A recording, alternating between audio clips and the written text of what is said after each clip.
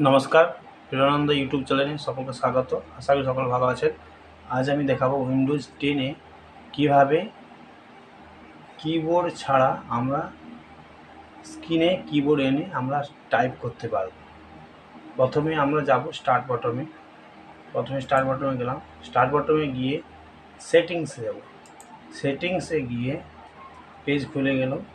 সেটিংসে keyboard setting, এখানে দেখুন কিবোর্ড সেটিং, কিবোর্ডে ক্লিক করতে হবে। কিবোর্ডে ক্লিক করলে এখানে লেখা আছে use on screen keyboard.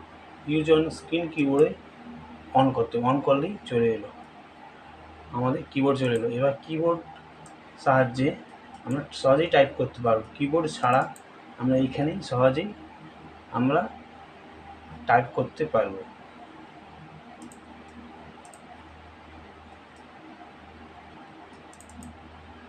Microsoft word খুললাম।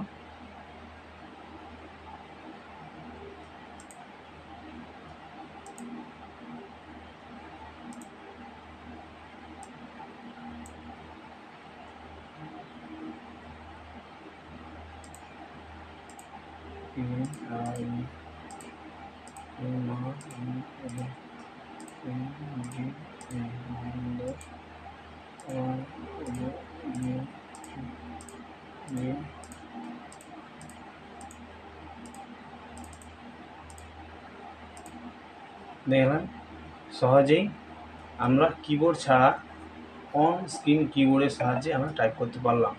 খুব সহজেই টাইপ করা যাচ্ছে।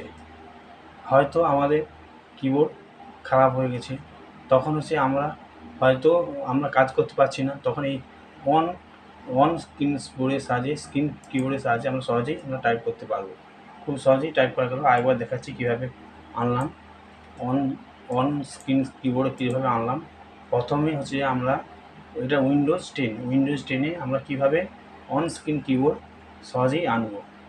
প্রথমে স্টার্ট বটমে গেলাম। স্টার্ট বটমে গিয়ে সেটিংসে যেতে হবে। সেটিংসে গিয়ে কিবোর্ড সেটিংয়ে লেখা আছে use on drive without a physical keyboard. এখানে লেখা use on screen keyboard of করা আছে।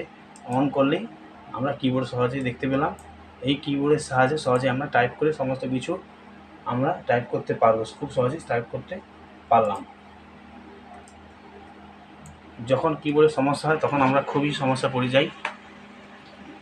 তাই এই অন স্ক্রিন কিবোর্ডের সাহায্যে আমরা সহজেই টাইপ করতে পারবো। আশা করি সকালে বুঝতে পেরেছেন। আর এইভাবে অন কিবোর্ডের সাহায্যে আমরা সহজেই টাইপ করতে পারবো। তাই সকলকে শেয়ার করে সকলকে সমস্যার সমাধান করতে সাহায্য করবেন। অন কিবোর্ড কীভাবে কাজ করে সেটা দেখলাম খুব সহজে। সকলে যাতে সমস্যা না পড়ে সকলকে তাই ভিডিও শেয়ার করে সকলকে সাহায্য করবেন।